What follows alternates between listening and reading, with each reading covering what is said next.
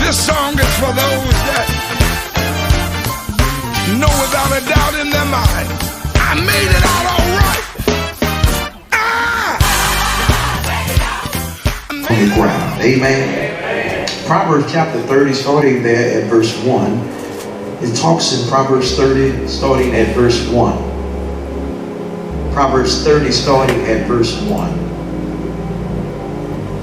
Proverbs 30, starting at verse 1.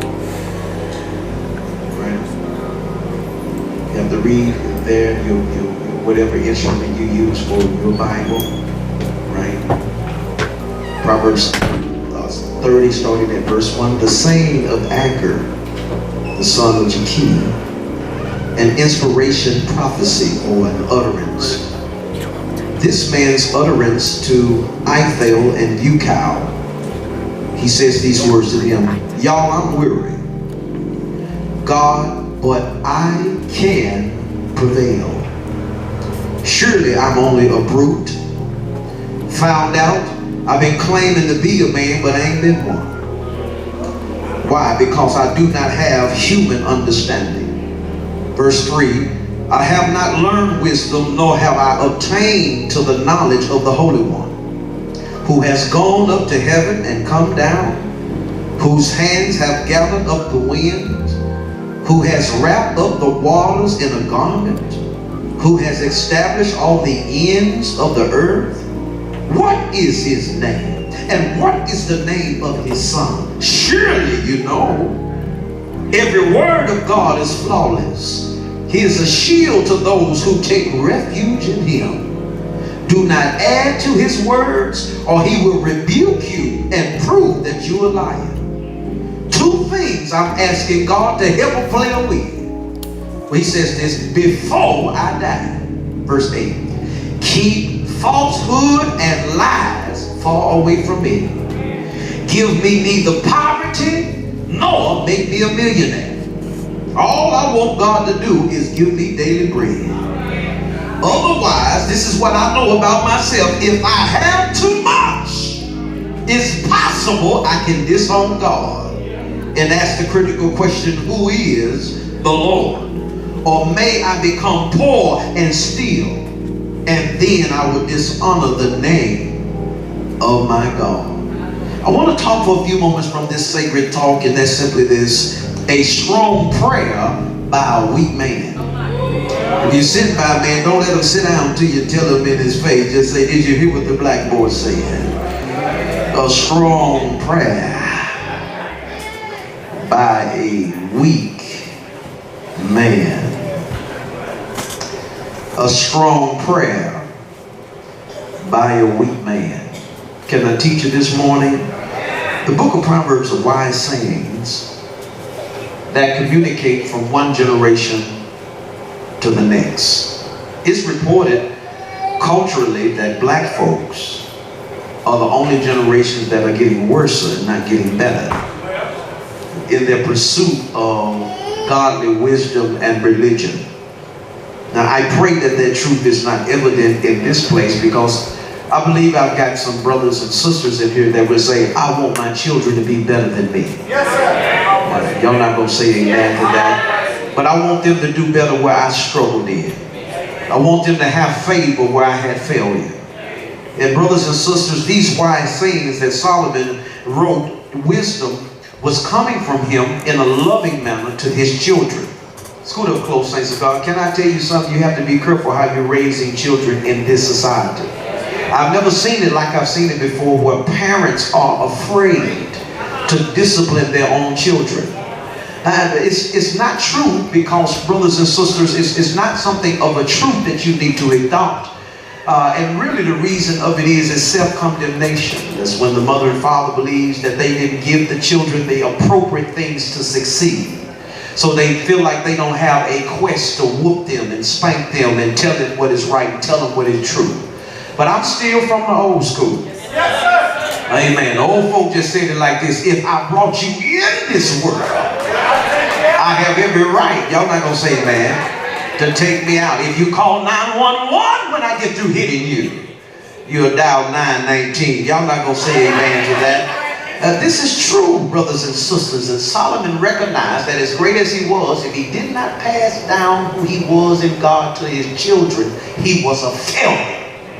I talk to every man in this place today. Can I tell you that? I don't care how successful we are. If our children fail, then we have done them a disgrace because we have not passed down the institution of God to them to live that life while we were still yet here on the earth. Ain't nobody saying amen to that. Wisdom from a loving father. Solomon was a loving and caring father. He understood that the times that we live in, there are some things, brothers and sisters, that we weren't raised in. We weren't raised, brothers and sisters, where boys were touching boys and girls was openly kissing girls. They're living in a society, and Solomon understood that the next generation would endure some things that he did not see.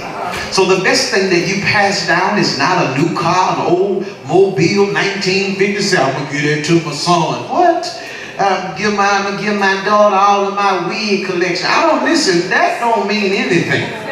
The best thing you can pass down to your sons and your daughters is the wisdom and truth of who God really is. They are simple, and Solomon recognized the simplicity of those children. Kids are so simple now. They don't understand a free education in this society. When I go to Nigeria, kids are crying and thankful and running and pulling on my pants saying, thank you for paying for my tuition so I can learn. That's not our generation. Our kids waste away education. They're in class in Zuzuland. They on their phone in their pocket. Y'all talk to me. I'm going to come get you in a moment. Because watch this, we have not sometimes set a precedence to make sure that they are receiving the wisdom and the admonition that they need to succeed. And Solomon writes to these simple-minded youth. He gives them direction where they had no direction. And he writes these proverbs to show them how to live a good life according to God's word. 29 chapters he's writes this, Sister Johnson. 29 chapters he writes about wisdom. Brothers and sisters, scoot up close, can I say this to you? But out of all 29 chapters, he not prayed one time. He didn't pray one recorded prayer by Solomon in the first 29 chapters, not one recorded prayer. But any wise man knows that seasons when you're dealing with trying to get your children right, sometimes you overlook some real critical things you really need to do with them. Come on, I need y'all to be helping here. Come on, you're trying to teach them how to handle money. You're trying to teach them how to do right in school. You're trying to teach them how to govern their lives. Make sure you put some deodorant on. Don't leave the house musty. It's all right to come home musty. Y'all ain't gonna say, man, but don't you leave here stinking. Y'all talk to me in here. All right. You may say every now and little thing something at the house, but don't you embarrass me out in public. You hold your tongue. Don't you talk back to that teacher. Y'all, come on, hear somebody, because you're not gonna want to see me pull up and trying to correct you, because I'm gonna do it in front of the teacher. But see, while we're trying to fix them and trying to coach them, sometimes we forget the most simple thing, and that's to pray with them.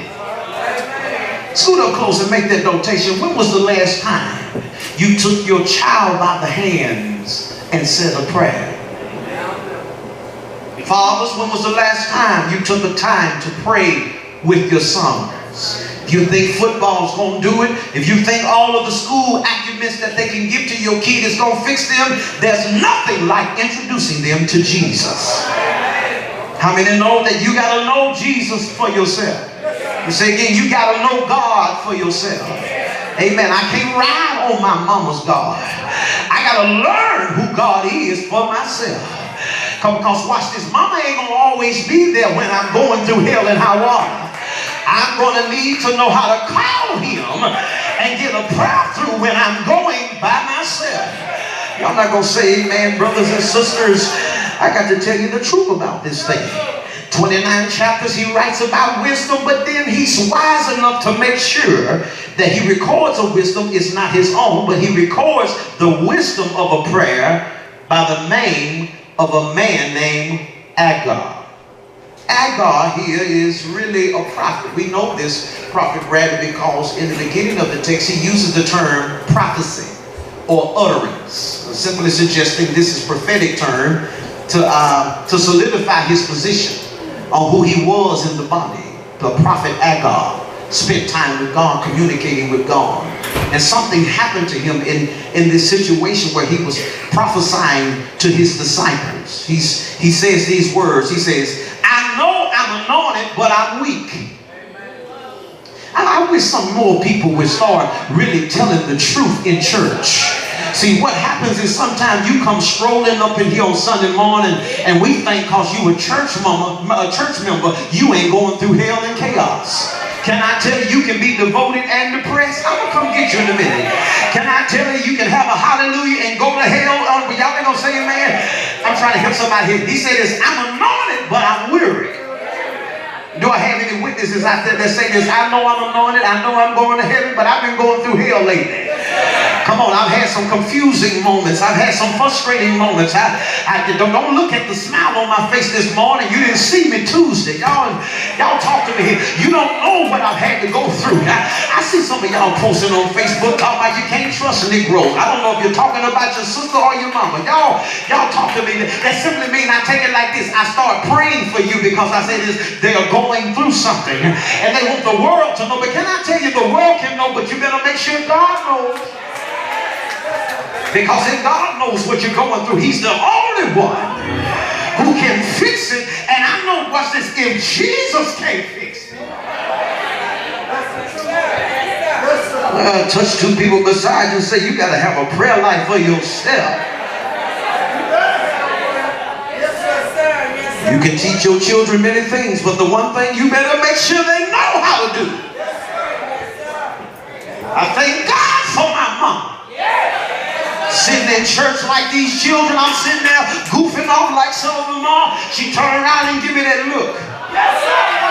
She said, Negro, you can play on recess, but you better not play in worship. Y'all better help me here.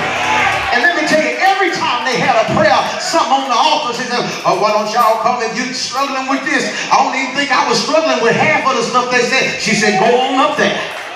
Because if you ain't struggling with it now, you could be struggling with it later. And you need God already trying to help you when you don't even know what you're going through. Push your neighbor one more time. I'm talking about push them real good. Tell them, get you a prayer life. Because Solomon understood, listen to this, scooter close, in all thy getting, Proverbs 4 and 7, he says this, in all thy gettings, there on your screen, make sure you get and understand. Cornelius, this is what I found out.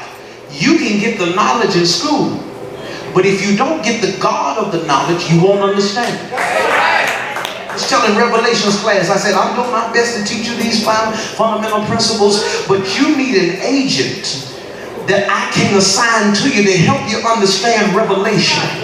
He, watch this, I can give you the knowledge, but he has to give you the understanding. Yes. Brothers and sisters, can I tell you why you ought to drive men and drive your sons and daughters to God? It's because you can teach them the best you can. And there's nothing more frustrated than a mother and father watching their kid go through something you taught them to do better in. Can I tell you why they're so crazy, why they're so foolish? And I feel God's presence in here. I really do. I feel a prophetic presence in here. That some of you need to bring your children to the altar at the time of altar, because you've been trying to tell them what's right. And every time they sadden your heart, they disappoint you. You're fussing, you're cussing. You almost want to beat the hell out of them because you know they know better, but they won't do any better. Can I tell you, it ain't nothing but a spirit of rebellion. And we're going to break that spirit before they leave today. They will learn. They will do what they're supposed to. Somebody come help me here.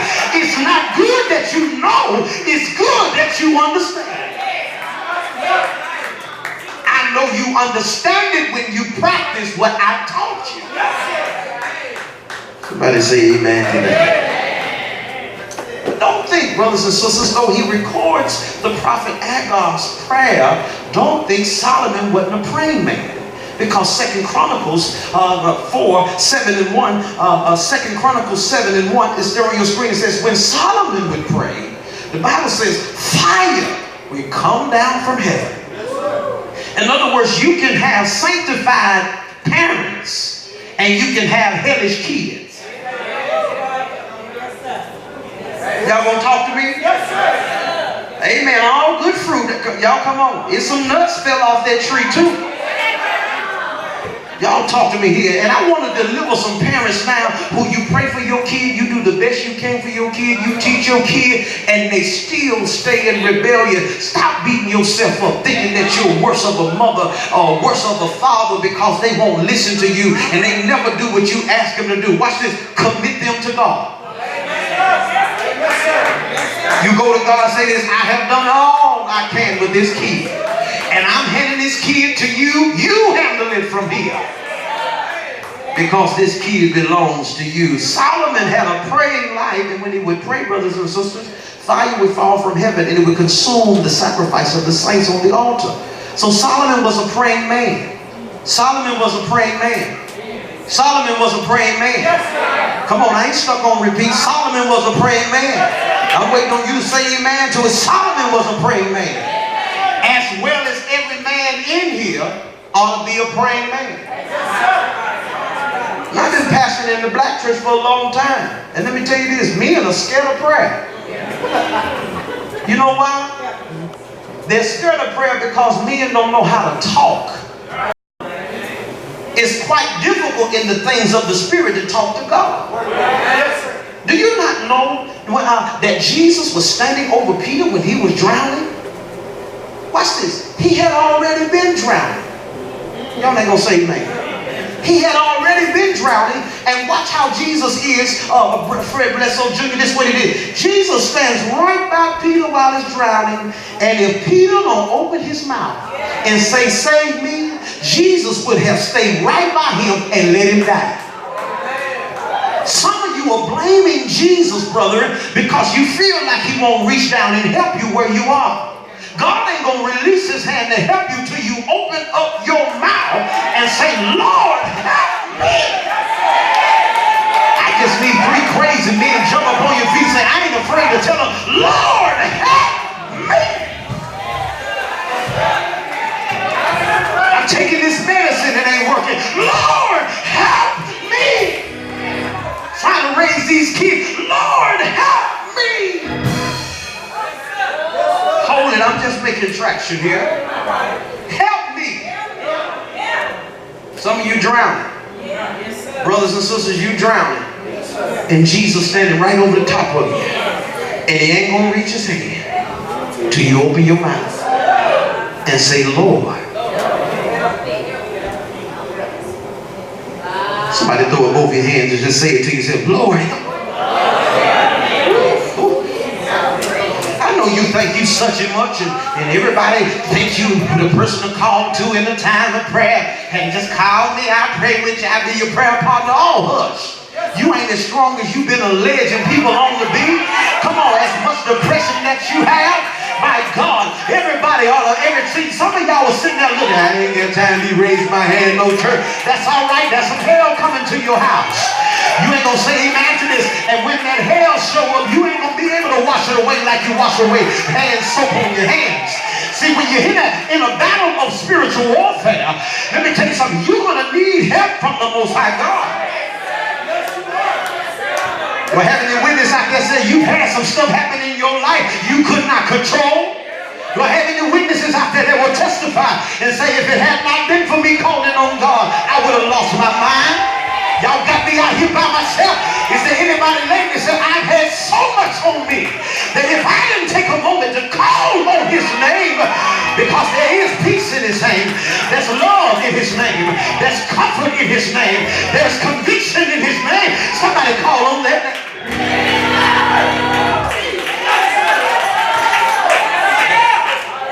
Sit down, I'm just talking to you, men.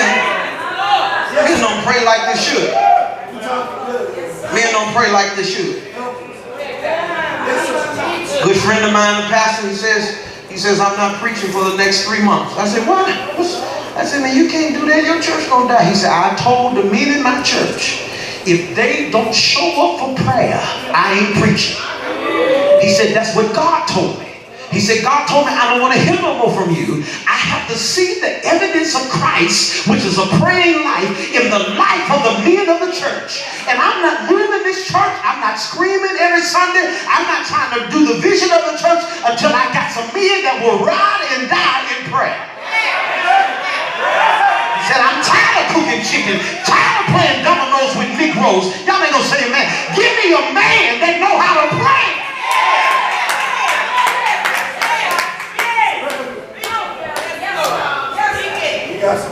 He said, a man that won't, watch this, he said, a man that will not yield his life on his knees will die quickly on his back. Brothers and sisters, this is why prayer is important. Muslim men pray 5 times a day. Travel airports, Deacon Bledsoe, I see it all the time. They cut in the airports a praying space. And there are Muslim men, Patrick, that lay down on their face 5 times a day to give homage to a God we don't believe in. Amen. Confucius men pray twice a day. Buddhist men pray twice a day. When do Christian men pray is the question. Christian men pray 3 things. Can I tell you why Christian men pray? They pray when they're in trouble. They pray over their food. And they pray when they're in pain.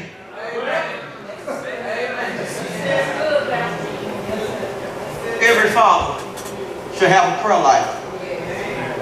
I said every father ought to have a prayer life. You ain't got to say amen, brothers. I'm talking to you. Every man. Don't should just talk prayer. Ought to be seen praying. They only going to say amen to this. Let me say it one more time. Every father ought to talk to God sometime. Praise the Lamb, our God. The proverb of King Solomon closes with 3 appendix. 3 appendix, brothers and sisters. It closes like this. With the words of Agar. The second way it closes, it goes right into 31, talking about the words of King Lemuel. And then it closes with the famous Proverbs 31, recorded with the godly wife. And it's the praises of praising a godly wife. Now, let me put it to you in Revelation, because that appendix don't bother you. Next screen. The way the appendix ought to read to you is this. He praised the truth, and Solomon closes out his life. He said this. I got a whole lot that the Lord has blessed me with. He says this. But the reason why I'm recording the prayer of Agar is because he's praying against wickedness. How often do you pray against wickedness, brothers and sisters? Because wickedness is always looking to you. Always looking for you. And Agar is a prayer against wickedness showing up in your life. The second thing that King Lemuel, when you read chapter 31, King Lemuel, watch this, he's crying because he didn't got with the wrong woman. Scoot up, brothers, I'm trying to help y'all. I'm telling you what you ought to pray for. You ought to pray that wickedness that's looking for you don't capture you. Wish I had a man raise your hand and say, Lord, keep it far from me. Now notice what he said, keep it far from me. You know why? He said, because if it's too close, I'm going to touch it. Y'all, I'm going to throw this. Prophet, you ain't going to help me. Yes, I am too. Do I have any real brothers and sisters and say, you all right as long as evil is a far away from you? But if a little evil is too close, you will eat it like cheesecake. And I tell you what they said about Lay's potato chips. I bet you just can't eat it. I like Lay's potato chips. Talk about it. Tell the truth. So he ain't praying for no big car. He ain't even praying to be prosperous. He's saying this, Lord, I love you and I need you to help me stay away from my own wickedness. I don't have any real men in here. You need help. I said you need help. Yes, sir. Yes, sir. Oh, it's quiet. Everybody sleep. I said you need help. Somebody get this in this. I'm going to send y'all a link. Y'all send it to somebody need it, all right? I said we need help. We need help with our own wickedness. God knows to the single man in here, you need to be careful of the pain of having the wrong woman. Search the scriptures is what he was saying, suggesting Solomon closes out his word by saying this. He says, my downfall wasn't that God hadn't been good.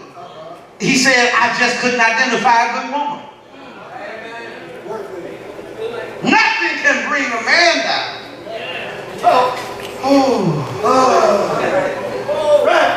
Like a bad woman.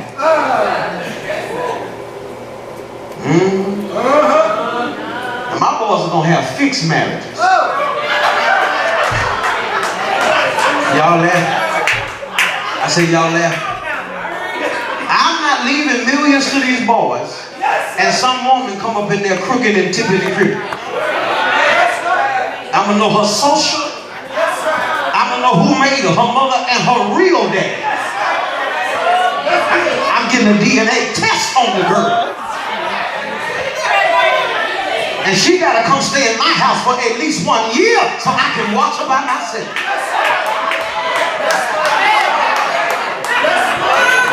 Because nothing will cripple a good man like a bad woman. And some of y'all been praying that the bad woman died, so y'all ain't gonna say amen.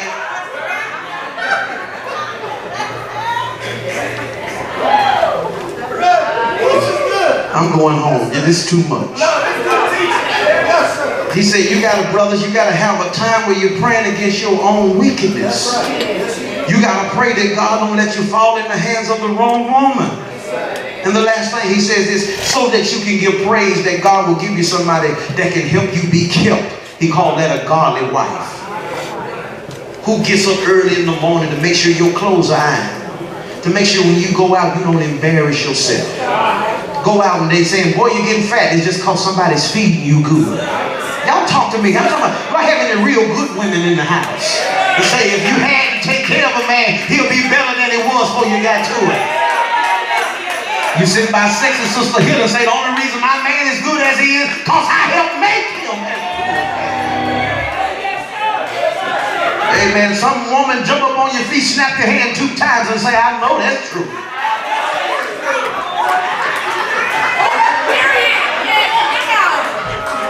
Daphne, girl, sit down. She was like this, I know that's true. You didn't run up over here. She said, I got this bodysuit on, but I be up in there cooking some eggs. I'm going to throw this mic at y'all. Y'all don't say amen. I need somebody to jump up, go over and high five somebody say, give me a good woman. My God, my God, my God.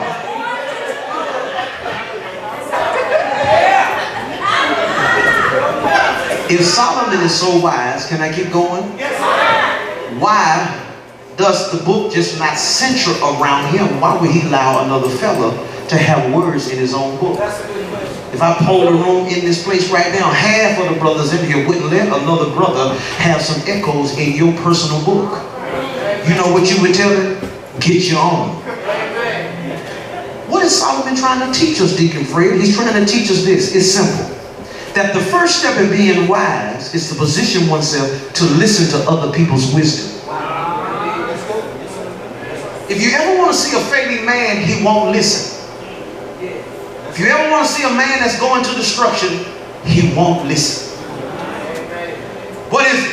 You can't tell me nothing to man. Y'all ain't gonna say man. Men have a propensity. You heard the story about the man that was traveling, trying to get to California. He was riding with his wife. His wife would lean over to him. She says, Johnny, I don't want to hear it. I want to hear it. I already know my route. I don't need you giving no suggestion now. We're going to get there. 3 days later, they were still putting gas in the car. And his wife was trying to tell him they had passed the same sign 4 times in the last 10 hours. Because he was in the valley. And he didn't know that he should have made a left. But every time he made a right, he said, I know I'm supposed to go right here. She would lean over, I don't want to hear nothing. You got to say it. Y'all going to say, man. Until they were stranded in the valley and had run out of gas. Scoot up close, brother. Some of you will run out of gas on your journey. Because you won't listen. Listening, Solomon is suggesting, is the first position that one must take in obtaining wisdom. Write this down. Listening accommodates learning. Say that with me. Listening accommodates learning. Joe, let me say this to you, Joe, so you pay attention. Joe, listen to this. You won't learn if you don't listen. Kids are in the same class with other kids that are making A's. Your kid come in the house, they got a C and a D. You asking this critical thought. I wonder if the other kid is spending time with the teacher on recess while my kid playing. That's not the answer to that. You know what the answer is? The teacher is teaching everybody the same material, but our kid won't listen. Listening must accommodate learning. That's why I do what I do. You know, you may go to other reformations and other churches. They never call out a kid just like I just did. But watch this. I ain't them. I'm comfortable being exactly who I am at the house of greater works. I want you to leave better than you was when you came. I want you leaving out here talking about, oh, did he throw the mic up? I want you leaving better than you were when you came. And some of you, your issue is this: you don't listen. Didn't I tell you not to do such and such, that you would be doing better than this? Is that what you said? I don't remember you saying that. You know why you don't remember me saying that? It's because you have a listening problem. And do you not know people can be so stubborn they can look you in your face like they listening and don't hear a word you saying?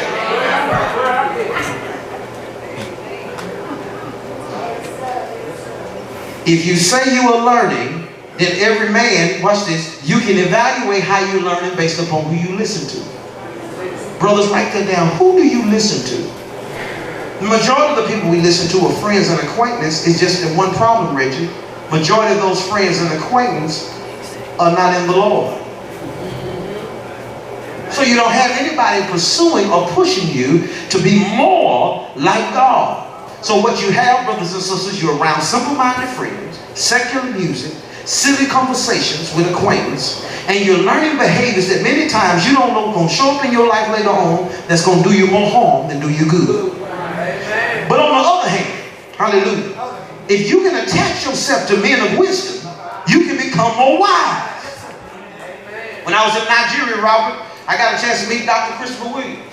When he came up on me, I was telling him how I enjoyed his lecture, how great it was. He says, "Can I tell you something and be your friend?" That's what he said. I said, "Yeah, you can be my friend. What do you want to tell me?" He said, "You coming back next year?" I said, "Yes, sir. That's if the Lord's will, I will." He said this: "When you come, don't bring that gut with you.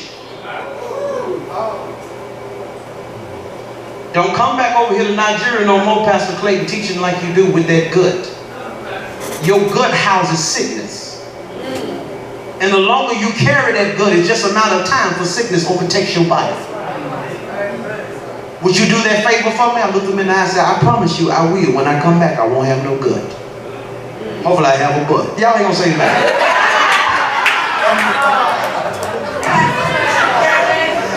I've been arguing for years that I lost it somewhere. Would you lean over to your neighbor and say, "Get rid of your gut so you don't die before your time"? Do you hear what I'm saying? That's wisdom. That's being around people who want what's best for you. Do you hear what I'm telling you? And I salute all the wives telling them men, put them cigarettes up. Put them cigarettes down. Stop doing this. Hey, woman, hey, don't I look sexy? Yeah, you look sexy until I have to wheel you out of the hospital in a few years with that thing in your nose. And when you barely can breathe, I got to help get your old fat self out of the chair. Your friends ain't going to come by then, because you can't roll that reefer with them no more. I pass in the hood. I'm going to tell y'all the truth. Now, you having fun all by yourself now, drinking that liquor. Oh, drinking that liquor. But the liver will have the last laugh. They not selling livers at Kroger's. When that liver run out, it's over. And if you do me a favor, look over at your neighbor, because they say when the liver's dying, the eyes start to turn brown. Come on, look down your road at your neighbor. Just look at me eyeball to eyeball. Tell them, take them glasses off. Let me look in your eyes. Because you may have to lay your hands on your neighbor and tell them your eyes are getting a little brown. And tell them it ain't food coloring either. Y'all help me.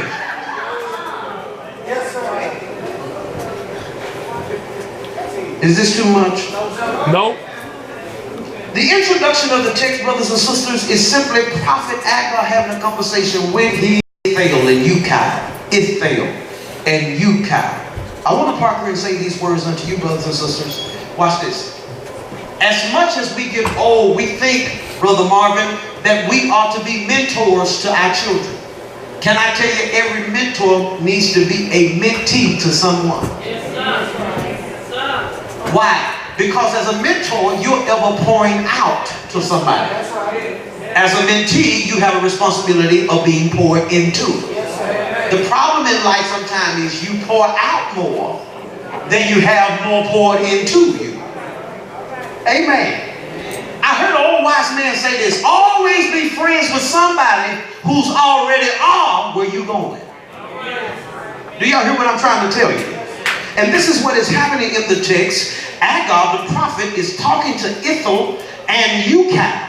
Now, brothers and sisters, this is important because in this season, he's pouring into them.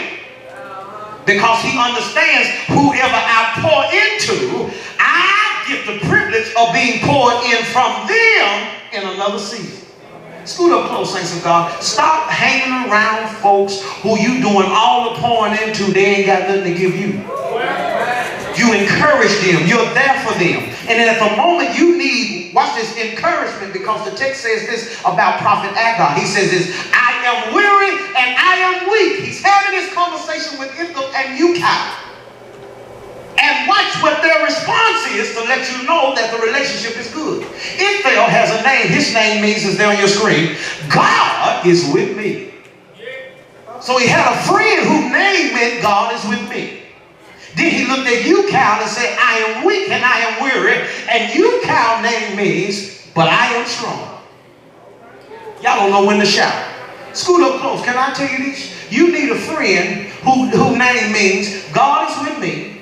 And you need another friend whose name means I am strong. Did you get the revelation? Yes, sir.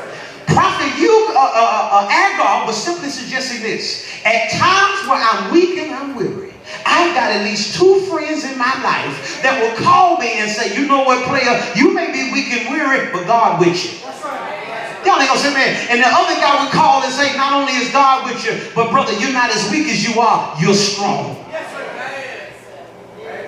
God knows, brothers and sisters, we need some friends in the hour that we live in that will call us to be stronger than where we really are. Would you lay your hand on your neighbor and tell him God is with you and you are strong? Oh, that's good. That's good. That's good. God is with you and you are strong. God is with you and you are strong. God is with you and you are strong. God is with you and you. Come on, lay your hand on yourself. God is with me. And say, and I am strong. Oh my God. Life is about gains and losses. Mentors gives deposits and season to mentees, only to be in a place of a deficit later in their life, needing somebody to come to their aid. Prophet Agar is teaching his disciples that the exchange, there has to be an exchange in life. There has to be an exchange in life. And some of you have been sowing and being kind and giving and doing the best that you can, but you can't get a harvest on those you're sowing into. Y'all ain't gonna say amen to this. And that's not what the farmer does. Every farmer labors so that he can eat at some point in the future on what he sowed. And a thought to the fathers in this house is simply this, brothers and sisters: we must mentor the next generation, not for money, not for manners, but we must mentor them to gain godly wisdom. Do you hear me? He says this, I'm closing in the text.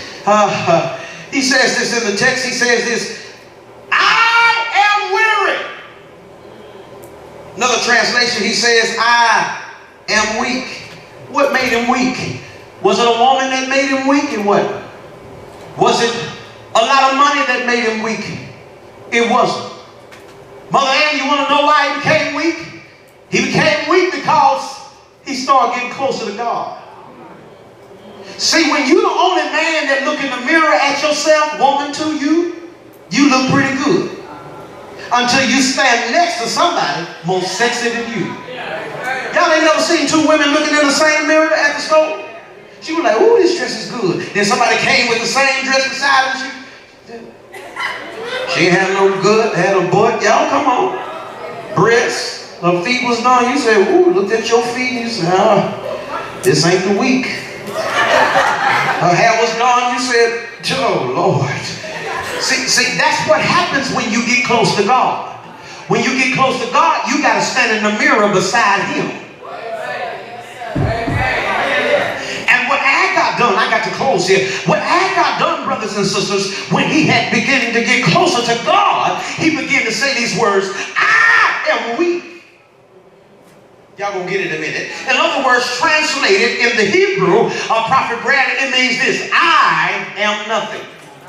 Scoot up close, brothers and sisters. I know when you sing the title that you said, well, Pastor saying we are weak men and we ought to have strong prayer. Can I tell you that the object for every man is to become weaker? Because the weaker you become, the stronger God becomes in you. That's when, Quentin, that's when John the Baptist, when Jesus came, he says, man, let me tell you something. May you baptize me. But that's not what Jesus told him to do. He says, no. You need to baptize me. Now, why did he tell him that? Because John understood the revelation. He said this, may I decrease so that God could increase. Brothers, and can I tell you, the objective of our lives is to not become stronger in who we are. Brothers and sisters, our objective in life is to become weak. And then let the weak say, I am strong. Because when you recognize that without God in your life, I don't care how much money you have, I don't care how many resources you have, I don't care how many friends you have, if you don't have God in your life, I am nothing. Sounds familiar? In Isaiah chapter 6, Bible says, and when he saw King Uzziah die. In other words, some of you ain't gonna never draw closer to God until somebody in your life dies. Because you have made them God in your life. And you don't know that the farther you get away from God and make people God in your life, you put a death sentence on their head. Because God will not be a jealous God. He will have no other gods before him. If he got to take your mama, if he got to take your daddy, if he got to take your greasy granny, if he got to take your child from you, whatever he has to do. Shall these rocks cry out for me? No, they shall not cry out for me. See, when I stand next to God Almighty, I realize what Agag prayed. He said this, y'all ain't nothing but a brute. I had to look that thing up. I said, what? He said, I'm a brute. When I stood next to God, he said, I really thought I was saved, sanctified, Holy Ghost, filled, fire, baptized, running Jesus, long time, not time yet. He said, but the closer I get to God, I found out I got some ways about me. That ain't always right. Found out when I say some stuff in defense that will hurt you and bruise you real bad. And I have to say that to get you off of me. He says, I'm a brute. That's what brute people do. Brute people, don't let these saints fool you. There's some brutes in here. Y'all got quiet. I said, it's some brutes in here. Okay, y'all ain't gonna testify. I'll come and get you. You brute. Yeah, you are. You brute. A brute is a strong-headed person. Oh, God. A person who looks cute on the outside but violent on the inside. And don't let folks fool you. Folks will fool you in church. Brute people are prideful people. They ain't gonna let you get no better hand in, and they ain't losing to nobody. A brute is a person that says this, I'm gonna do it my way. Now, I don't care when y'all get through, all that talking you're going to do, I'm going to do it. That's what a brute does. But there is just one problem with being a brute. You want to know what it is? It's so much of you in the mirror, God can't get in it. That's what happened with brutes, brothers and sisters. And Isaiah says this, and when I saw King Uzziah die, it was then that I saw the Lord. Now watch this. You would think that when you see God and get closer to God, that you would have an awesome testimony. No. The closer you get to God, brothers and sisters, can I correct your theology? The closer you get to God, the more you ought to recognize how bad you are. Look what Isaiah says there on your screen. He says, woe is me. I found out I'm a perpetrator. I ain't as done as I thought I was. Any of y'all ever had a biscuit that wasn't done? Ever been into some chicken that wasn't done?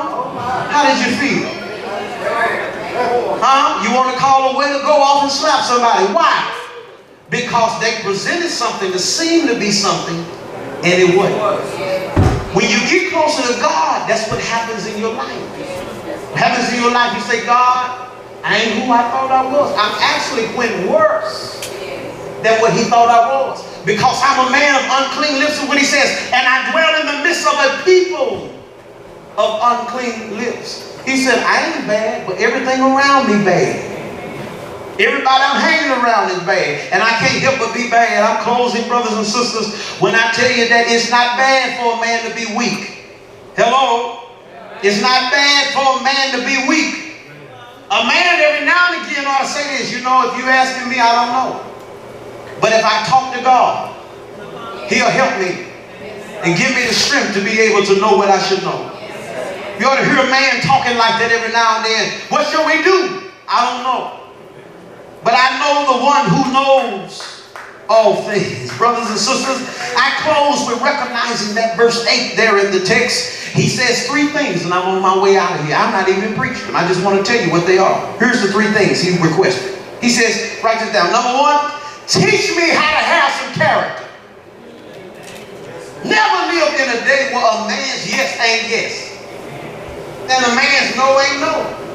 And most men in here know somebody taught you, let your word be your bond. If your word ain't no good, they say this, that man ain't no good. So Agur says, Father, help me to have character. What he says, keep falsehood far from me. In other words, everybody that come in my life that's trying to make me something that I am not, keep them away from me. I shout by myself. See, we want new car, new house. We want, oh Lord, bless me with this. Give me more, give me more, give me more. But ain't nobody praying, don't let me display something to some people I ain't. Is that an honest prayer?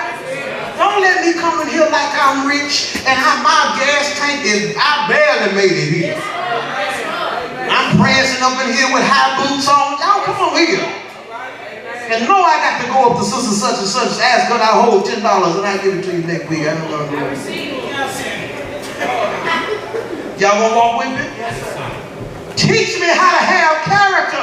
I'm weak and I need you to help keep some stuff away from me. I can't keep it away from me. I keep reaching for it. I need you to help me, Lord. That's what I need you to do.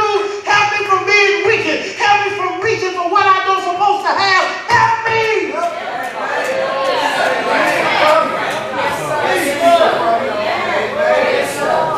I'm in love with something that's killing me, God. You gotta help me. And if you put it too close, I'm gonna go after it tomorrow. You're gonna have to move this thing far from me. Oh. Teach me character. Then number 2, he says this, tame my churlish. Tame my churlish. That's the word for boy nature.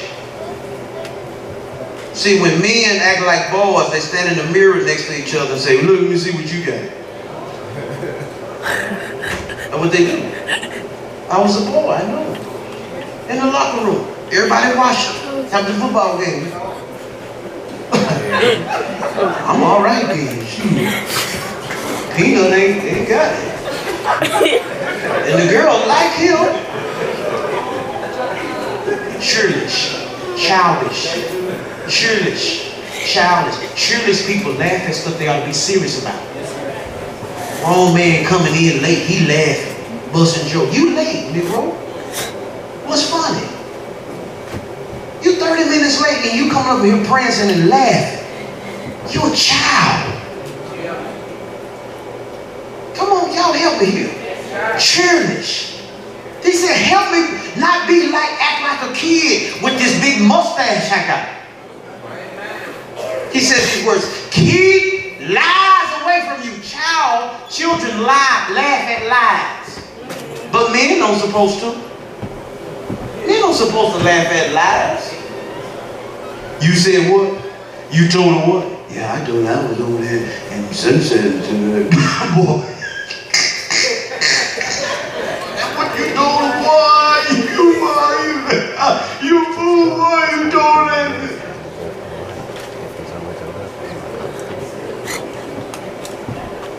I ain't even go home. I went even home. That what you done? Yeah, man. You think I was there? Boy, yeah. Y'all never seen a man get full of himself laughing that loud? This nigga crazy.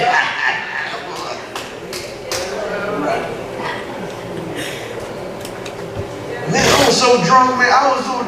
Man, I drove home. I didn't know how I got home. I vomited all over myself. You what? Man, boy, you fool. Take me with you next time. Yeah, I'm gonna pick you up. We gonna do it.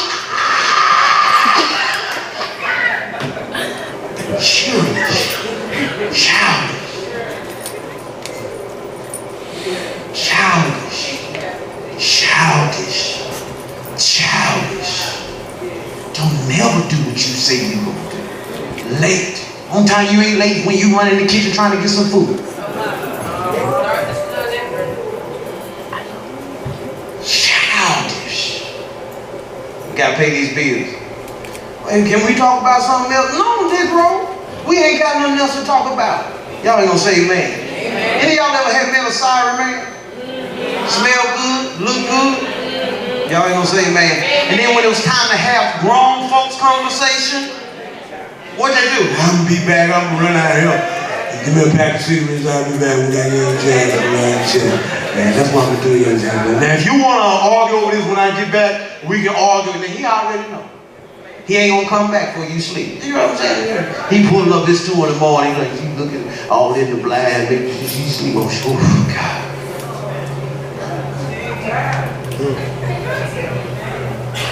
Keep lies far from me, he says. Has he asked for a new big one yet? He asked for a new house?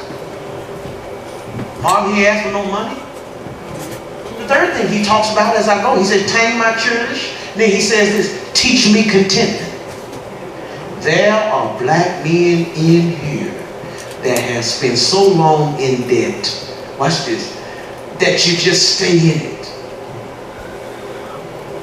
You just owe everybody. And then you become content with it. Look what he says. Lord, don't let me be rich. Lord, don't let me be poor either. Because if I'm poor, I'm going to steal. Now, he ain't just talking about stealing from others. He's talking about stealing from God. See, when you struggling because you didn't stretch yourself over debt, you've been stealing from God. Why? Because you driving a car that you really can't afford. Paying 3 times the amount on that vehicle that you know you can't pay for. So when tithe and offering time comes, you tell the Lord this, Lord, you know my heart. Agar says this in my closing words. He said this, don't let me live so. I have something that keeps me from pursuing you. Don't let me be too rich that I can't get down on my knees. I just got this wax. They just wax these knees. Even talking about coming up in here praying. I ain't going around that fellowship either. I just got these new jewels around there. You folks up in here all look saved. See, them riches mess with your mind. Poverty does too. He says this, Lord, I don't want to be too rich and I don't want to be poor. I just want to wake up every morning saying, you my daily bread. Amen. That's a pretty good prayer. He says, I'm weak, Lord, because I recognize that I'm shallow in the areas I'm supposed to be mature in, and I am mature in the place I'm shallow in. So, Lord, I need you to teach me character. I need you to teach me stop acting like a kid with kidful lust. And lastly, help me, Lord, come on, what's the last one? To be content. And if you do that, I can prevail. May we all stand.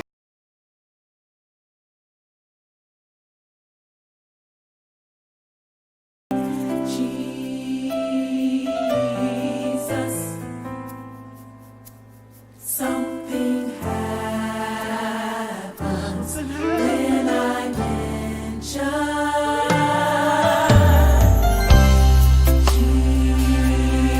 Jesus. Something about that name. Something special. Supernatural. Yeah. Anybody know the name?